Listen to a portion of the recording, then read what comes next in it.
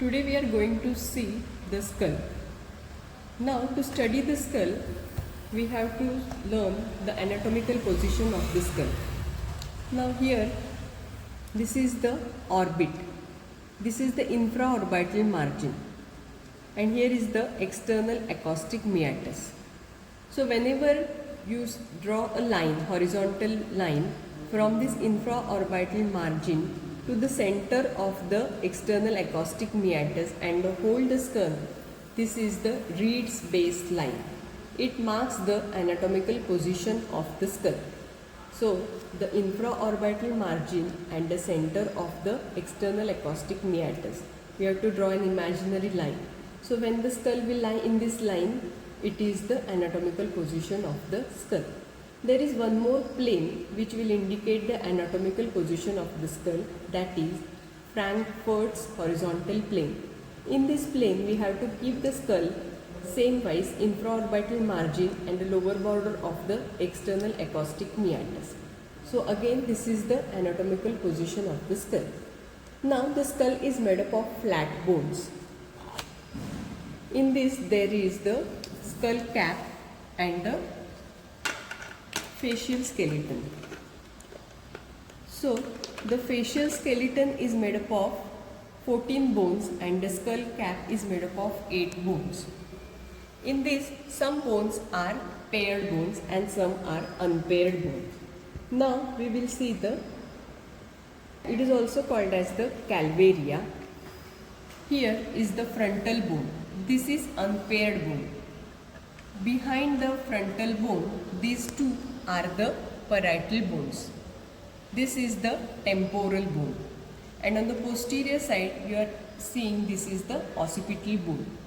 So the skull cap is made up of one unpaired, that is the frontal bone, paired two, that is the parietal bone, two temporal bone and one unpaired occipital bone. In this, there is one more bone, that is the sphenoid bone, which will lie inside. So now the facial skeleton. Facial skeleton is made up of 14 bones. In this, some bones are paired and some are unpaired. So the paired bones are the maxilla.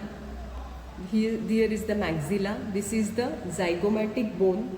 Then is the lacrimal bone. Then here you are seeing this is the palatine bone. Then this is the nasal bone. And one more separate bone is there. This is the inferior nasal concha. It is a paired bone. So these are the facial bones which are paired and forms the facial skeleton. Remaining are the unpaired bones. Here the mandible which you are seeing, this is an unpaired bone, and one more bone. In this you will be seeing, this is the vomer bone. The position of the vomer bone is this. This is broken here.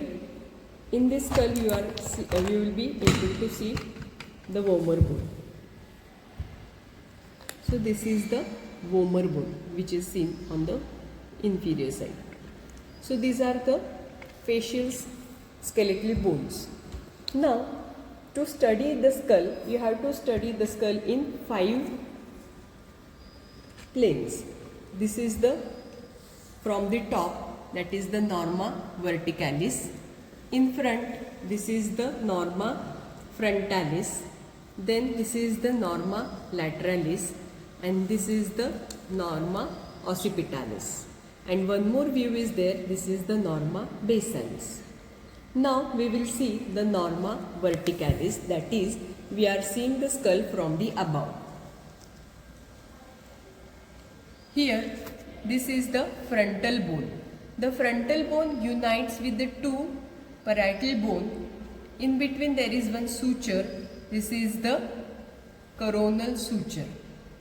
In between the two parietal bones, there is one more suture. This is the sagittal suture. Behind, there is the occipital bone.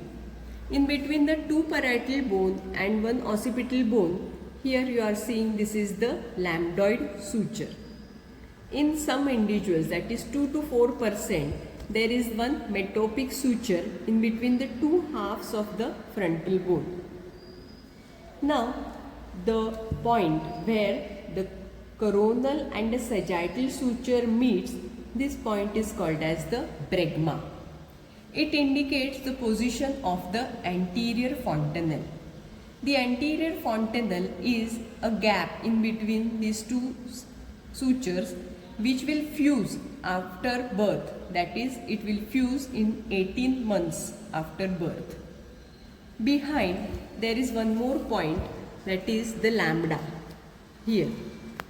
This will mark the position of the posterior fontanelle here. This is the lambda point. Now this lambda point fuses just after birth. It is also called as the posterior fontanelle. Now as the skull is convex superiorly, there is one highest point on the skull, that is the vertex point. Then just before this lambda point, 2.5 centimeter, here you are seeing the parietal foramina. In between the two there are two parietal foramina. In between the two parietal foramina, the point on the sagittal suture is called as obilion.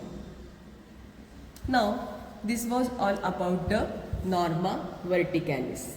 Thank you.